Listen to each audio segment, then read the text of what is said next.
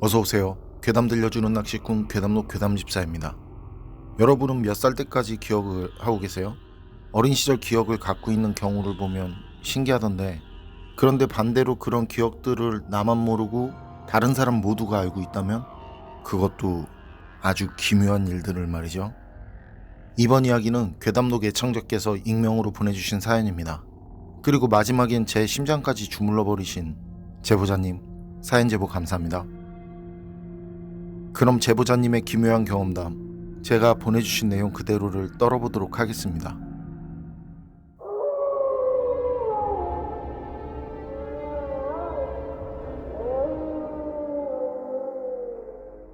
제가 어릴 적 할머니께서는 동네에서 작은 목욕탕을 하셨었어요. 너무 어릴 때라 기억이 뚜렷하진 않지만 아버지랑 어머니 따라서 남탕이랑 여탕이랑 왔다 갔다 한 그런 기억이 어렴풋하게 있는데요. 솔직히 지금 남은 기억은 강제로 때를 밀렸던 기억하고 냉탕에서 수영하던 기억하고 뛰댕기다 넘어져서 다친 기억 정도가 다입니다만, 그것도 그냥 그랬었지 하는 거의 느낌으로만 어렴풋하게 해요. 그때 목욕탕 카운터는 거의 할머니랑 막내 삼촌이 봤었고, 전 부모님이 맞벌이를 하셔서 늘 할머니랑 막내 삼촌하고 붙어 있었고요. 막내 삼촌은 지금도 결혼을 안 해서 그냥 삼촌이신데요. 제게 영원한 삼촌으로 남고 싶으셔서 결혼을 안 했다고 하시더라고요. 그리고 막내 삼촌은 가족들이 모이면 그때 목욕탕 얘기랑 옛날 제가 했었던 일을 자주 말씀하시곤 하세요. 지금은 할머니께서 돌아가시고 안 계시지만 할머니는 늘 저를 껴안고 계시다시피 하셨었는데요. 막내 삼촌 말로는 제가 가끔 이상한 말을 해서 섬찟섬찟 하셨다네요. 그때 그래서 제가 병원도 좀 다녔었다는데, 기억에 병원들이 한두 곳도 아니고 그것도 기억이 뚜렷하게는 잘 안 나네요.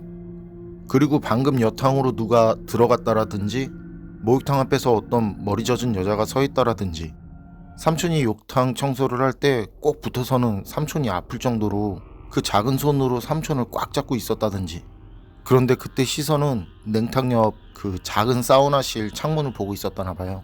늘 똑같이 같은 곳만. 당연히 전 그때 그런 기억은 하나도 나지 않고요. 그래서 삼촌이 저 때문에 청소하는 게 무서웠다고 하시더라고요.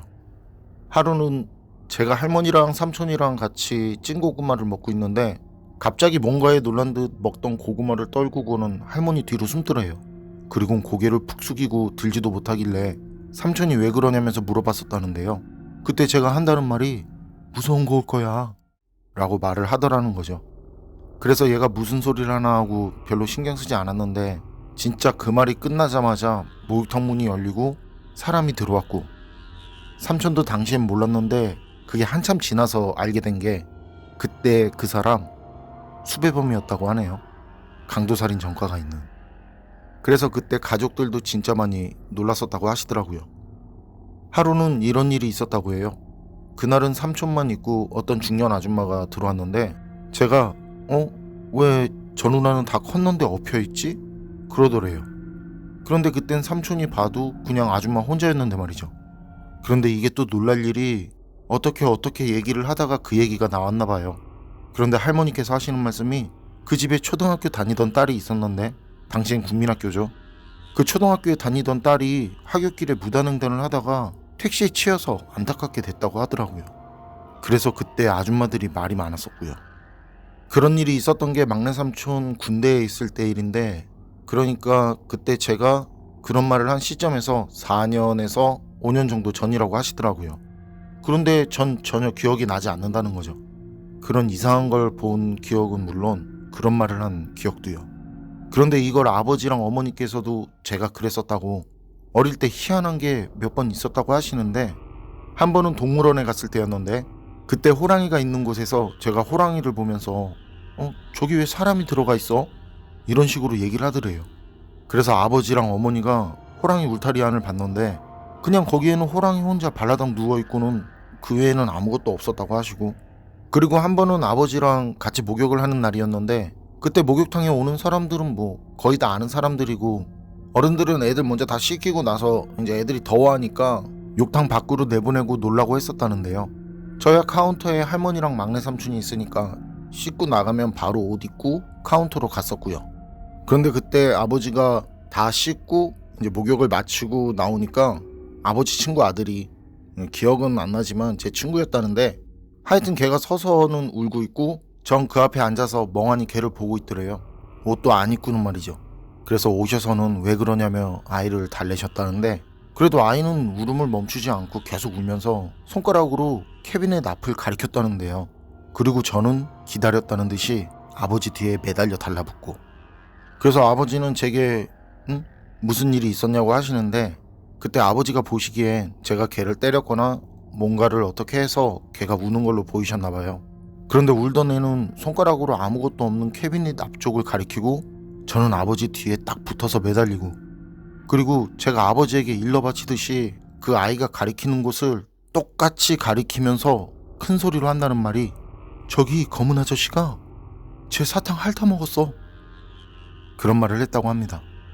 그런데 그때 걔도 고개를 끄덕이면서 더 크게 울었고요. 그래서 걔 아빠도 씻다 말고 바로 달려나왔었다는데요. 그런데 나중에 가족들이랑 그때 아버지 친구도 놀란 게 그때만 해도 화로를 안 해둔 집들이 좀 있었다는데요. 나무장작 보일러를 떼던 그런 시절이었으니까요. 그런데 그렇게 화로를 안 해두고 자던 어떤 남자가 저희가 목욕탕에서 울던 그날 새벽에 죽었다고 하더래요. 화재로. 그날 아버지랑 아버지 친구는 시내에서 거하게 한잔하고 술도 깰 겸 다음날 목욕탕에 저희 데리고 간 거였고요. 하여튼 전 그때 일을 기억하진 못하는데 주변에서 식구들이 맞아 그때 쟤 그랬어 맞아 그렇게 하면서 얘기를 할 때면 오히려 그 얘기를 듣는 제가 더 신기하고 오싹하더라고요. 어릴 때 제가 보고 말한 것들 어른들이 말하는 그런 것들 사실 무섭다라기보다는 좀 신기하더라고요. 그런데 왜 나이가 들어서는 아무것도 안 보이고 다른 것들은 기억이 나는데 그 가족들이 말하는 그런 신기한 것들은 기억이 안 나는 걸까요? 뭐 그런 게 보인다고 그리고 들린다고 좋은 건 없겠지만 말이죠. 재미도 없고 무섭지도 않은 얘기지만 얼마 전 사연들을 잃어버린 괴담 집사님을 위해 용기 내서 보냅니다. 괴담록 가족분들 모두 건강하세요. 보내주신 소중한 사연은 여기까지인데요. 거기다 고마운 인사까지 다시 한번 진심으로 감사드립니다. 그런데 제보자님처럼 다른 것들은 다 기억나는데 진짜 소중하거나 중요한 게 기억나지 않는다면 그게 정말 그렇게 기묘한 일들이라면 남들은 다 기억하는데 그걸 나만 모르고 있다면 그럼 여러분은 어떨 것 같으세요? 판단은 여러분께 맡기겠습니다.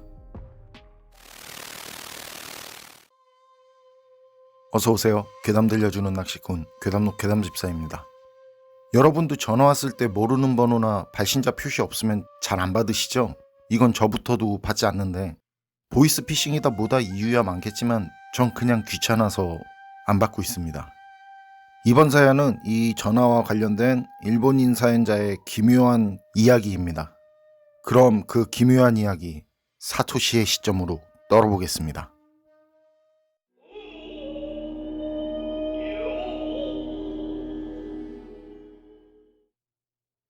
내 이름은 사토시. 저는 아직도 그게 뭐였는지 알 수는 없지만 이건 당시 제가 실제 경험한 일입니다. 그날이 금요일이었는데 일하는 중에 아버지에게서 전화가 왔었어요. 전 그때 거래처랑 상담 중이라서 바로 전화를 받을 수 없었는데 그래서 전화를 받지 못했는데 그래서 상담을 마친 뒤 전화를 드렸었는데 전화를 받지 않으시더라고요. 일 마치고 밤 9시쯤? 그때 편의점에 가서 먹을 걸 고르고 있는데 다시 아버지에게서 전화가 오더라고요. 전 아버지 뭔 일 있으세요? 라고 물었는데 아버지는 낮고 흐릿한 목소리로 그 몸이 좋지 않아서 병원에 가셨는데 병원에서 보호자 없냐고 하길래 전화를 거셨다고 하더라고요. 시간 되면 올 수 있냐고 말이죠. 그래서 어디 병원이신데요? 하고 물으니까 저희 고향에 있는 시민병원이라고 하시더라고요. 저는 제가 중학교 때 어머니 돌아가시고 그 뒤로 아버지 혼자서 저를 키워주셨거든요. 그래서 제 유일한 가족이 아버지기도 하고 또 말 그대로 제 아버지기도 하니까 전 그때 만사 제쳐두고 아버지에게로 가기로 했었죠. 어차피 내일 토요일이고 오늘은 아버지랑 자고 일요일날 오면 되겠다. 일요일날 와서 남은 거 마치고 그럼 되겠네. 한 2시간 정도 걸리겠지? 전 그렇게 생각하고 바로 렌터카 회사에 가서 렌터카 빌려서 2시간 정도 가야 하는 제 고향이자 아버지 댁으로 출발을 했는데요. 고속도로에 진입을 했는데 예상보다 차가 거의 없더라고요. 그래서 전 평소 전화도 하지 않으시는 아버지인데 그렇게 전화하고 병원이라고 해서 걱정되는 마음에 좀 서둘러서 달렸고요.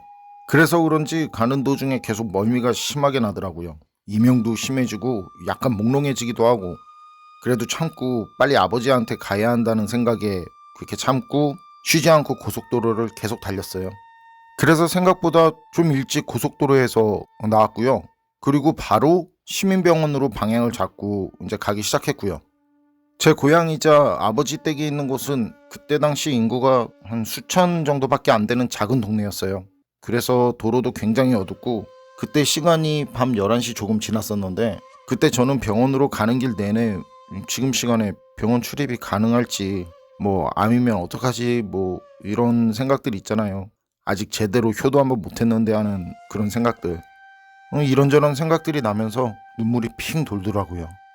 그리고 좀 달리다 보니까 멀리서 어렴풋하게 그 낯익은 편의점이 보이더라고요. 그런데 그때 멀쩡하던 목이 엄청 말라오는 거예요. 그때까지 진짜 멀쩡했던 목이. 목이 말라서 서로 붓는 느낌 아시죠? 그 마른 기침도 나오고. 그래서 아버지 드릴 것도 좀 살 겸 겸사겸사 해서 편의점에 들렀는데, 편의점은 물건도 별로 없고 사람도 없고 그냥 휑한 느낌이 들더라고요. 전 이제 제가 마실 커피랑 아버지 드릴 것들 계산대에 올려놨는데, 계산대에 있던 사람이 반갑게 제 이름을 부르는 거예요. 야, 사토시! 제가 그 사람 얼굴을 보니까 그 친구 중학교, 고등학교를 같이 다닌 친구 카와다였는데요. 그리고 전 그때 생각이 나더라고요. 아, 맞다. 여기가 얘네 집 편의점이었지? 그런 생각이 들 때 카와다가 반가운 듯이 말을 걸어오는 거예요. 5년 만인가? 돌아온 거야? 그래서 전 아니라고, 아버지가 시민병원에 입원하셨다길래 아버지 보러 온 거라고 했거든요. 그러자 카와다가 고개를 갸웃하면서 시민병원? 그 큰 저수지 옆에 있는 그거? 그러더라고요. 그래서 전 그렇다고, 거기 저수지 옆에 시민병원이라고 했는데, 카와다가 계산대에서 나와서는 편의점 안에 음식 먹는 곳 있잖아요. 그 기다란 테이블 있는 그쪽으로 끌고 가는 거예요. 그리고 거기 시민병원 확실해? 거기 얼마 전에 시가 합병되면서 닫았는데? 옆에 고담시 알지? 거기 고담시 병원하고 통합되면서 우리 동네 시민병원은 폐허가 됐는데? 거기 폐쇄구역이라 아무도 없을 건데? 뭐지? 어떻게 된 거지? 그런 말을 하더니 아버지 전화번호를 알려달라고 하더라고요. 그리고 자기 휴대폰으로 아버지한테 전화를 걸었는데, 제가 아버지가 병원에 계셔서 이제 안 받을 거라고 하니까 저를 너는 가만히 있으라는 듯 왼손으로 제지를 하더라고요. 저를 밀면서. 그리고 이내 안녕하세요 아버지. 저 사토시 학교 친구인데요. 지금 사토시 옆에 있는데 바꿔드릴게요. 하고는 제게 자 전화 하면서 전화를 건넸고요. 저는 카와다가 주는 전화를 받아서 여보세요 했죠. 카와다를 쳐다보면서. 근데 전화기에선 아들 웬일이야 하고 아버지가 말씀을 하시더라고요. 전 그때 왜 그랬는지 모르지만 그 혹시나 하는 마음이 들었고, 그래서 아버지가 병원에 입원해 있다고 저보고 오라고 하지 않았냐는 그런 말 없이 그냥요, 아버지 몸은 좀 괜찮으신가 해서 그냥 그렇게 말했고요. 그러자 아버지는 주머니 사정 안 좋은 거 빼면은 문제 없지, 그렇게 말씀하시면서 쾌활하게 웃으시는 거예요. 그리고 노래방에 계시는지 그 노래방 반주 소리도 들리고요. 밤 12시가 다 된 시간인데. 전 그런 아버지 목소리 듣고 지금 상황이 어떻게 된 건지 모르겠지만, 카와다 말처럼 몸이 아파서 병원에 계신 것도 아니고 밤 12시에 노래방에 계실 정도로 그렇게 정정하시구나 하는 그런 생각에 다행이다 싶더라고요. 그래서 전 아버지한테 그냥 근처에 일 때문에 왔다가 이제 저 돌아갈게요, 또 전화 드릴게요 하고 전화를 끊고 카와다에게 전화를 돌려줬고요. 그리고 카와다를 보면서 지금 뭐지? 하고 의아해하고 있으니까 카와다가 이제 됐다고 커피 좀 마시라고 하면서 얘기를 하더라고요. 이제 그 병원에 갈 일 없어졌으니까 오늘은 그냥 돌아가는 게 좋겠다고요. 그리고 지금 소문도 안 좋아서 그런 곳에 가면 불량배들한테 당하고 저수지에 수장돼 버릴 수도 있다고요. 이렇게 얼굴 보게 돼서 다행이다라면서요. 그리고 저를 빤히 보면서 학창시절 그 모습 그대로 싱글싱글 웃더라고요. 전 그때까지도 좀처럼 이 상황이 좀 이해되지 않았지만 어쨌든 아버지가 아프지 않으신 걸 확인했고, 그 의문이 드는 전화 때문에 그때 12시 한밤중에 혼자서 그 저수지 옆에 있는 폐병원에 갈 엄두가 솔직히 안 나더라고요. 진짜 납득 안 되는 의문이 남았지만 그냥 저는 집으로 돌아왔고요. 그리고 집에 도착한 시간이 그때 새벽 3시 바로 전이더라고요. 퇴근하자마자 그 바로 차 렌트해서 이제 쉬지 않고 4시간 야간 운전을 하고 이것저것 신경을 써서 그런지 그날은 쉬지도 않고 들어가자마자 침대에서 그냥 기절해버리듯이 자버렸네요. 그리고 다음날 점심시간 다 돼서 전화벨 소리에 깼는데요. 아버지한테 온 전화였어요. 별일 없냐면서, 어제는 집 비워서 미안하게 됐다면서, 혹시 뭔 일 있었냐면서 말이죠. 그래서 전 이상한 얘기를 하는 것 같아서 내키진 않았는데, 아버지 전화로 전화가 걸려온 것부터 아버지가 병원에 있다면서 오라고 한 거, 카와단의 편의점에서 아버지한테 전화를 해서 아버지가 괜찮은 거 확인하고 집으로 다시 온 것까지 어제 있었던 일을 모두 솔직하게 말씀드렸죠. 그랬더니 아버지가 나는 그 시간에 너한테 전화한 적이 없다고 그렇게 말씀하시더니 잠시만 하시는 거예요. 그리고 바로 휴대폰을 확인하셨고, 그리고 휴대폰에도 그 시간, 그러니까 제가 이러던 시간에 저한테 전화를 했다는 발신 표시도 없다고 하시는 거예요. 그리고 잠시 말이 없다가 거기 시민병원은 네 말처럼 이제 운영하지 않는데, 그리고 거긴 그 시간이 아니라 낮에 가도 아무도 없고, 그보다도 카와단의 편의점에 갔었다고 했지? 카와다도 있더나? 라고 물어보시는 거예요. 그래서 전 그 병원 얘기를 카와다에게 들었고 카와다의 휴대폰으로 전화를 했다고 말씀드렸죠. 그랬더니 아버지가 카와다 씨네 편의점은 반년 전에 폐점했다고 말씀을 하시는 거예요. 가족들도 온데간데 없고, 그리고 카와다 할머니가 찾아달라고 실종 신고도 했다는데, 그리고 이어서 하시는 말씀이 어젯밤 걸려온 전화번호는 발신자 표시가 모두 0이었다고 말씀을 하시더라고요. 그리고 그 번호를 보시고는 아버지는 이제 폰이 고장났나라고 생각하시면서 전화를 받으셨는데, 전화를 받아보니까 칙 하는 잡음이 들리다가 제 목소리가 들렸다고 하시더라고요. 그 뒤 저랑 아버지는 잠시 말이 없었는데, 아버지가 화제를 바꾸려는 듯 이제 알겠다고, 피곤할 텐데 어여 잘하고 운전 조심하고 그것도 연락하신다고 그러면서 전화를 끊으셨고요. 당시엔 휴대폰 복제나 그런 기술이 없어서 다른 전화를 이용해서 아버지 전화를 도용하는 건 불가능했는데, 발신번호도 특수한 경우엔 가능할지 모르지만 일반인이 상대 전화기에 발신번호를 전부 0으로 띄운다는 것도 저로서는 이해가 되지 않고요. 그리고 카와다랑 카와다네 식구는 수년이 지난 지금까지도 행방을 알 수 없다고 하고요. 그때 제가 경험한 일은 설명할 수도 없고 이해도 안 되지만 이건 분명 제가 직접 겪은 경험담입니다. 1번 사연자의 내용은 여기까지인데요. 여러분 생각은 어떠세요? 사토시에게 걸려왔다는 전화도 의문이지만 사라졌다는, 행방불명이라는 사토시의 친구 카와다와 카와다의 가족들, 혹시 카와다가 말한 그 저수지에 있는 건 아닐까요? 그걸 알려주기 위해서 나타난, 그게 아니라면 그때 마침 운 좋게 사라진 친구가 타이밍 좋게 나타나서 사토시를 도와준 걸까요? 판단은 여러분께 맡기겠습니다. 어서오세요. 괴담 들려주는 낚시꾼 괴담로 괴담집사입니다. 단패님들 다단계 판매하시죠?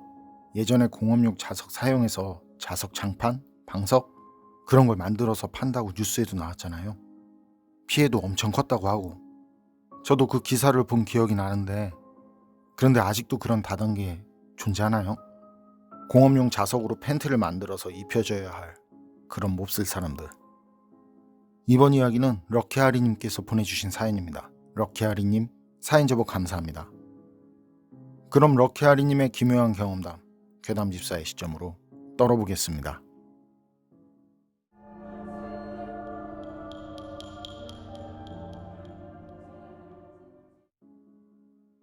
제가 소름 돋는 오싹한 얘기 하나 해드릴게요. 몸도 마음도 사람 관계도 그리고 그 끔찍했던 일도 모든 게 진짜 소름 돋는 잊혀지지 않는 경험이었어요. 95년 당시 전 군입대를 앞두고 휴학을 하고 있었는데요. 그때 저랑 친한 형이 만나는 누나가 있었거든요. 그 누나는 영등포역에 있는 백화점에서 일하고 있었고, 그래서 입대 전에 형이 불러내면 나가서 같이 어울리면서 친하게 지냈었는데, 입대를 하고 제가 그 누나랑 무슨 관계가 있는 것도 아니고 연락을 하고 그럴 일도 없는 사이예요. 그러니 입대를 한 뒤엔 당연히 서로 볼 일이 없었겠죠? 그렇게 국가와 민족을 위해 열심히 군복무를 하고 그리고 전역을 한 뒤에 복학하기 전에 친구들 만나서 국가 경제를 위해 술을 좀 마시러 다녔는데요. 그때 그 누나를 우연히 다시 만나게 됐어요. 이미 형한테는 헤어졌다고 얘기를 들었고 저도 형이 아니면 친하게 지낼 사람이 아니니까. 그런데 좀 이상하더라고요. 제가 누나랑 사귀다 헤어진 건 아니지만 좀 그랬어요. 이전엔 그래도 많이 친했는데 그땐 좀 어색하더라고요. 그런데 누나가 연락처를 물어봐요.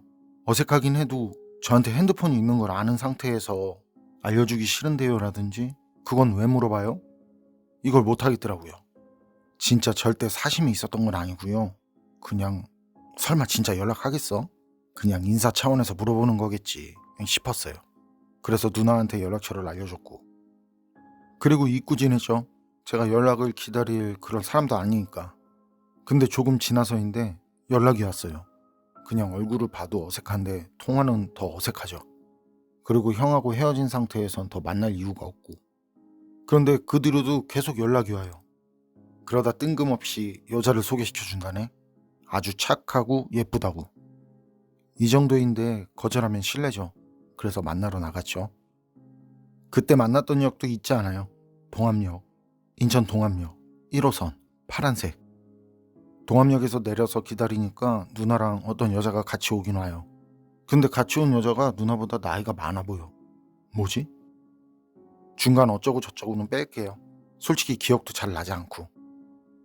어쨌든 그렇게 만났는데 같이 어딜 좀 가자우래요.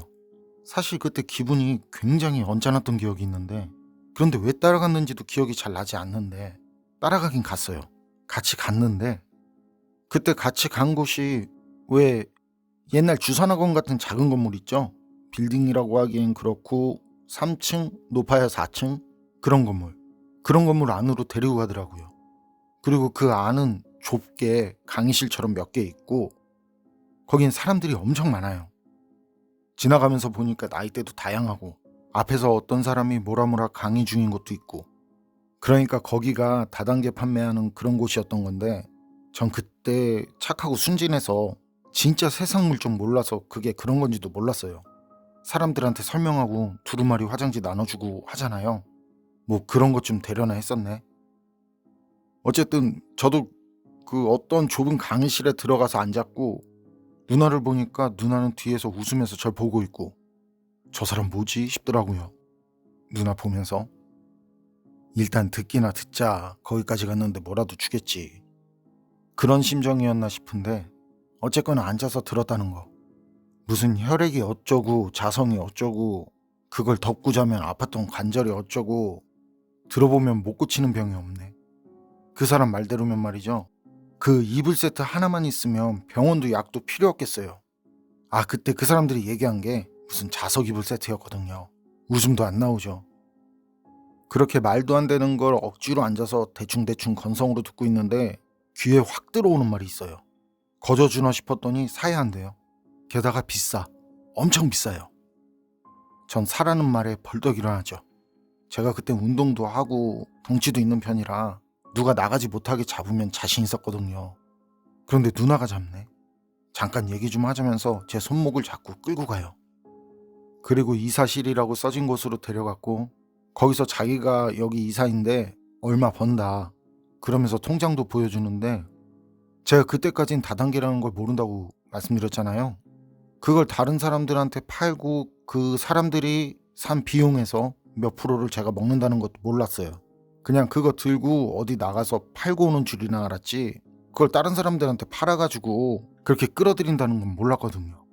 누나도 그런 얘기는 없고 그냥 많이 번다고만 했었거든요.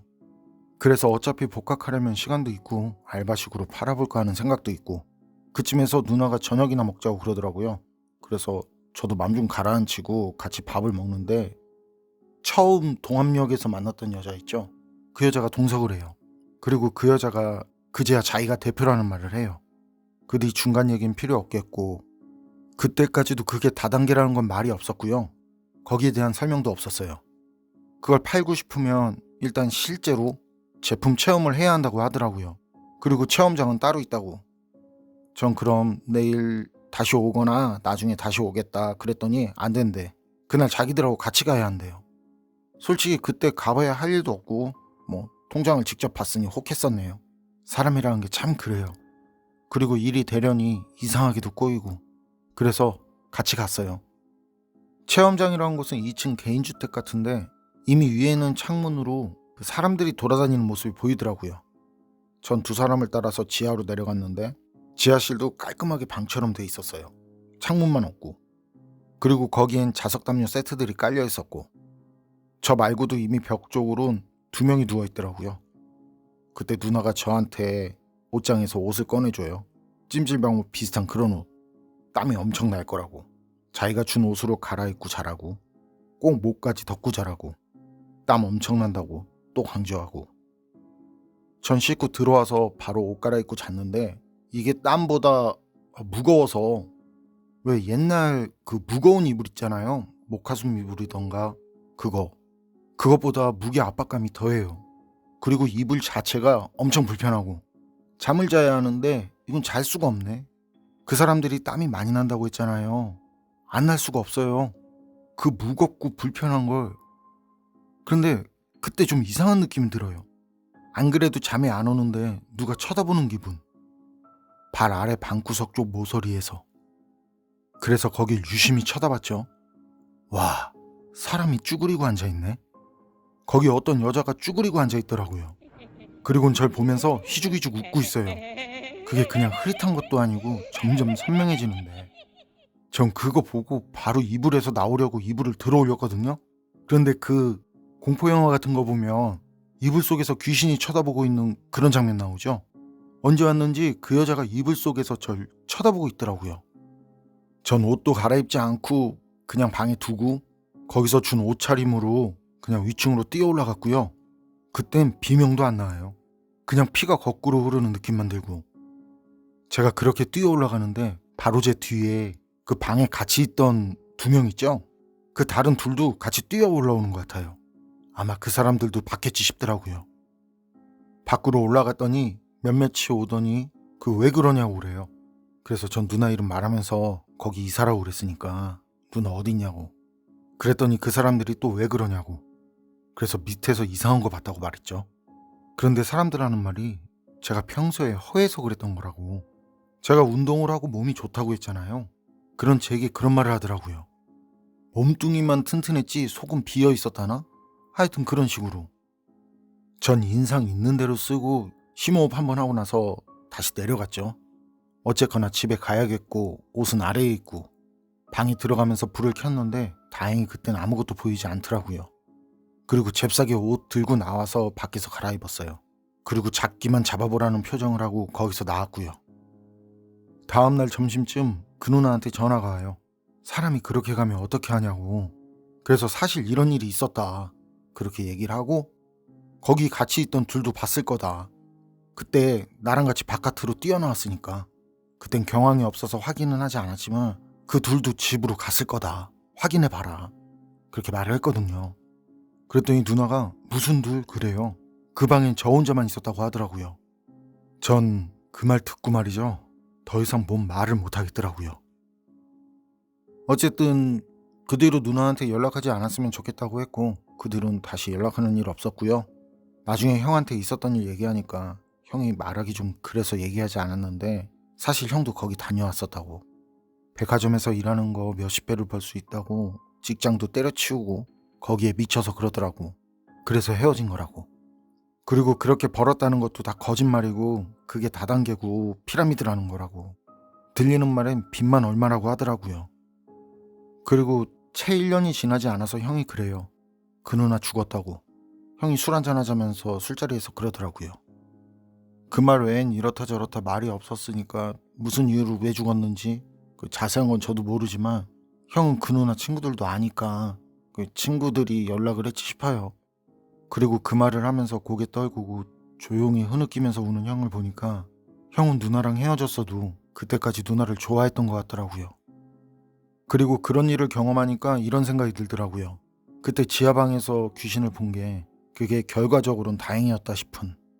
그리고 귀신보다 무서운 게 생사람 인생을 망치는 그런 것들이 아닐까 싶은 그런 생각이 말이죠. 럭키아리님 사연은 여기까지인데요.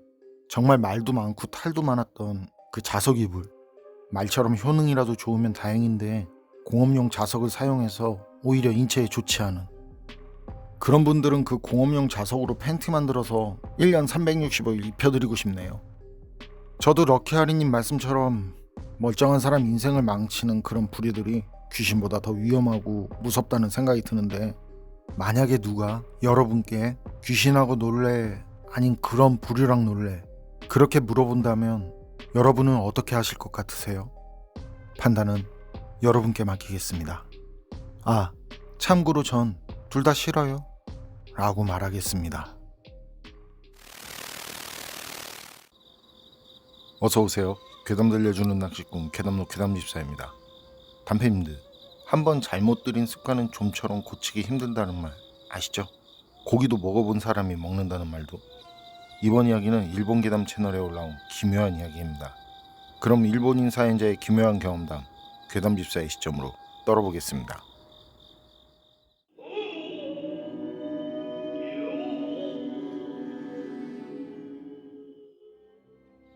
제가 소름 돋는 오싹한 이야기 하나 해드릴게요. 한 달 조금 안 된 일이에요. 절친인 야마다가 집에 와서는 부탁을 하더라고요. 아이들을 한 달 정도만 맡아달라고 말이죠. 전 주인이 갑자기 죽어버렸다면서 이대로면 보호소로 보내진 뒤에 아마도 죽게 될 거라면서요. 그때 야마다가 아이들이라고 말한 건 개 3마리였어요. 강아지도 아닌 진짜 다 큰 성견 3마리. 전 평소에도 동물을 엄청 좋아하거든요. 제 친구들도 그걸 알고 있는지라, 그래서 그때 야마다도 저한테 제일 먼저 데려왔을 거예요. 야마다도 동물을 저만큼 엄청 좋아하는데, 야마다는 단칸방에서 할머니랑 둘이 살고 있으니까 그 다 큰 개 3마리를 키우는 건 아무래도 무리니까요. 그래서 제게 데리고 왔다고 하더라고요. 야마다가 데리고 온 3마리는 체형도 강아지처럼 통통해 보였는데, 그게 실은 다 털이었지만요. 털이 강아지처럼 복실복실. 특히 눈이 동그랗고 귀여운 게 말이죠. 살짝 과장을 보태면 그냥 강아지가 그 모습 그대로 그렇게 큰 것 같더라고요. 그래서 전 걔들을 보자마자 그냥 홀딱 빠져버렸었고요. 견종은 야마다도 잡종이라고 그랬고 제가 보기에도 그랬었는데, 어차피 키울 사람이 나타나면 떠날 녀석들이기도 했고 이미 빠져버린 제겐 견종 같은 건 중요하지 않았어요. 그래서 키울 사람이 나타날 때까지만 제가 키우기로 했었어요. 며칠 같이 살아보니까 외모만큼이나 하는 행동도 귀엽고 사람에게도 부침성이 좋고 너무 사랑스럽더라고요. 그래서 새 주인이 나타나지 않으면 녀석들을 제가 키우는, 그냥 그대로 함께 사는 것도 좋겠다 싶은 그런 생각 들었거든요. 근데 좀 이상한 게 2가지가 있더라고요. 녀석들 사료를 좋아하지 않더라는 거죠. 입에 대긴 되는데 그다지 좋아하지 않는 것 같은? 왜 개들 보면 사료를 미친 듯이 막 먹잖아요. 놈들 개들은 개껌 같은 간식도 너무 좋아해서 그래서 걱정이 된다든지, 아님 없어서 못 줄 정도라는데, 그런데 녀석들은 사료도 그렇고 개껌 같은 간식을 줘도 말이죠, 그냥 먹을 거 없어서 먹는다? 그런 느낌. 그런 느낌으로 억지로 먹더라고요. 어쩔 땐 그냥 굶는 날도 있었는데, 그래서 전 전에 키우던 주인이 고급 사료만 줬었나 하는, 아니면 길이 잘못 든 건가 하는 그런 생각을 하면서도 이게 너무 안 먹으니까 걱정이 되더라고요. 어쨌든 녀석들 그렇게 먹지 않으면 배가 고플 텐데 하는 그런 생각이 들 정도로 먹지를 않았어요. 그리고 다른 하나는 녀석들과 같이 놀아줄 때였는데, 녀석들은 진짜 물려고 달려든다는 거죠. 그냥 살짝 무는 정도가 아니라 꽤 아프게 무는. 다른 것들은 하지 말라고 하면 알아듣고 하지 않는데 이상하게 강한 입질은 고쳐지지 않더라고요. 그런데 다른 사람들 얘기를 들어보면 입질 그 버릇이 나쁜 개들도 많고 사료를 잘 먹지 않는 개들도 있다니까. 그래서 전 녀석들도 그런가 보다 하고 그냥 넘어갔었는데요. 어느 날 아버지가 닭꼬치구이를 사가지고 왔었어요. 그리고 아버지는 녀석들에게도 줘보자고, 닭꼬치는 좋아할 수도 있으니까. 그래서 아버지가 닭꼬치를 꼬치에서 빼낸 뒤에 녀석들 입 앞으로 가져갔거든요. 근데 그 순간 녀석들 중 하나가 눈앞에 있는 그 닭고기가 아닌 아버지 손을 물어버리더라고요. 아주 강하게. 아버지 손에서 피가 흐를 정도로. 그때 아버지는 고통스러워하면서 진짜 있는 힘껏 그 녀석 머리를 때렸거든요. 근데 녀석은 아버지 손을 놓지 않는 거예요. 전 그때 당혹스럽고 정신이 없어서 뭘 어떻게 했는지 그 기억이 나지 않을 정도였는데요. 어쨌든 아버지를 도와서 바로 녀석을 떼어놨는데 아버지 피가 이깟 털에 묻은 녀석 모습은 지금까지의 사랑스러운 그 멍멍이의 모습이 아니라 한 마리 야수의 얼굴이었다는 거. 그리고 그 녀석에게 물린 아버지 상처는 병원에서 10여 바늘로 꿰매했는데 그때 병원에서 아버지가 저 개들이 좀 이상하다고, 닭고기를 주려고 했을 때 닭고기가 아니라 바로 아버지 손을 향해 달려들었다고, 분명히 닭고기엔 관심이 없었다고 그런 말씀을 하시더라고요. 그리고 당연한 일이겠지만요, 아버지는 그 뒤로 완전히 아버지를 물었던 그 녀석뿐만 아니라 세 마리 모두를 싫어하시게 됐고요. 그래서 전 야마다한테 상황 설명을 하고 그런 이유로 더 키울 수 없게 됐다고 빨리 데리고 가라고 말을 했는데요. 근데 야마다가 지금 데려갈 사람하고 연락 중이라고, 정말 미안한데 조금만 더 기다려달라고 하더라고요. 그래서 전 다시 부모님께 상황 얘기를 하고 부모님도 이제 그게 마음에 들진 않으셨지만 어쩌겠어요. 그렇다고 녀석들을 내다 버릴 수도 없고, 그리고 야마다도 데려갈 사람이 나타나서 며칠 뒤에 데리고 간다고 하니까 그냥 그 며칠 더 돌보기로 했었어요. 어느 날 밤 부모님이 동반으로 여행을 가시고 그날 밤 저 혼자 집에 있었거든요. 그때 마루와 이어진 거실에서 심야 영화를 보다가 잠이 드는 줄도 모르고 잠이 들었거든요. 근데 얼마나 잤을까요? 자다 보니까 좀 쎄한 기분이 들더라고요. 그래서 잠에서 덜 깬 상태로 실눈을 뜨고 주변을 봤죠. 그런데 마루 바로 앞에, 거기 반쯤 열린 문 앞에서 녀석들이 지그시 제 쪽을 쳐다보고 있더라고요. 전 녀석들이 왜 그러나 이러면서도 너무 졸린 거예요. 무슨 주문에 걸린 것처럼. 그래서 그냥 바로 다시 잠을 잤는데, 근데 자다 보니까 귓가에서 거친 숨소리가 느껴지더라고요. 그리고 그 기척에 잠결에 다시 눈을 뜨게 됐거든요. 근데 녀석들이 언제 들어왔는지 제 주변에 모여있더라고요. 게다가 아버지를 물었던 그 녀석은 제 몸 위에 올라타서는 제 얼굴을 지그시 쳐다보고 있었고요. 그 표정, 바로 얼마 전 아버지 손을 물었을 때랑 같은 표정이었어요. 그때 전 본능적으로 알겠더라고요. 그때 그 상황이 굉장히 위험한 상황이라는 걸. 그리고 얼른 일어나려고 이제 몸을 세우려는데 그 동시에 녀석들도 빠르게 절 제압하더라는 거죠. 제 위에 올라타 있던 그 한 마리는 제 얼굴과 목으로, 소파 밑에 있던 두 마리는 팔과 다리로 각각 달려들었어요.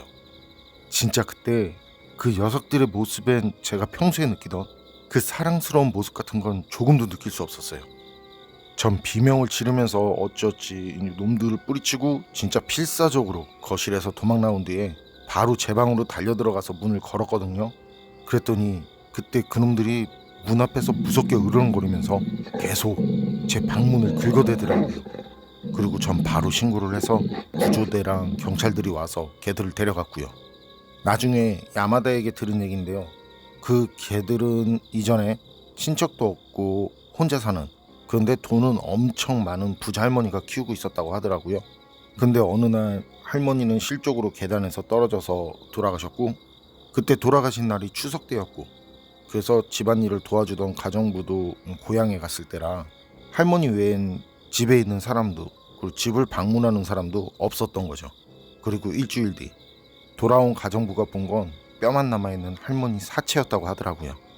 경찰들 말로는 걔들이 처음엔 할머니 곁에서 버텼을 거라고, 그러다 녀석들도 이제 너무 배가 고프다 보니까 그렇게 됐을 거라고, 그러면서 한 번 인육을 맛본 동물은 이전으로 돌아갈 수 없다고, 그래서 사람이 다시 키우는 건 힘들다고 얘기를 했다는데요. 야마다에게 새 주인을 찾도록 부탁한 그 동물 보호단체, 거기서도 그때 그 사실을 야마다에게도 얘기하지 않았었다고 하더라고요. 그리고 그 개들이 그 뒤에 어떻게 됐는지는 저도 모르고 있고요. 일본인 사연자의 이야기는 여기까지인데요. 3살 버릇 여든 간다는 말, 전 이게 생각나더라고요. 너무 자기 이익만 생각한다든지 남을 시기하고 미워하는 것보단 좀 손해를 보는 것 같아도 상대를 좀 더 배려하고 아껴주는 습관, 이런 게 훨씬 좋지 않을까요? 죽을 때도 사람으로 태어난 가치가 있을 것 같고. 여러분 생각은 어떠세요? 판단은 여러분께 맡기겠습니다. 괴담록 오늘 이야기는 여기까지입니다. 그럼 전 다음에 또 다른 사연으로 찾아뵙겠습니다. 늘 건강하시고 평온하세요. 함께 해주셔서 고맙습니다.